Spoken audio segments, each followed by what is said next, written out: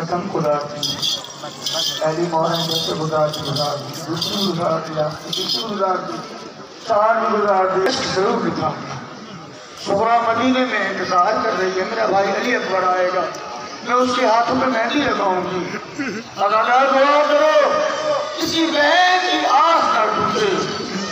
40 ढो में चंद्र शोहरा कन्हा कसम खुदा की 10 चलेगा ना। अली अकबर ऐसी मेहंदी लगाएगा, शोहरा तेरे भाई ने खून की मेहंदी लगा दी। और जब मैं जरूर बात करूँगा कि मौला आप सबको आप शाद आबाद रखे। धुआं नहीं उठा के खाना पकता। पूरे 4 साल तक मदीने वाले नियाज़े पता के दरवाजे पे आके आयत ततहीर पढ़ते। कोई कहता है अली अकबर की नियाज है, कोई कहता है हज़रत सज्जाद की नियाज है, कोई कहता है इमाम हुसैन की नियाज है। अज़ादारो नियाज़ें पकाया करो और कहा करो हुसैन हम तेरे नौकर हैं, हम गुलाम हैं, हमारी बेटियां आप पर कुर्बान, हमारी चादरें आप पर कुर्बान, हमारा सरमाया हयात आप पर कुर्बान।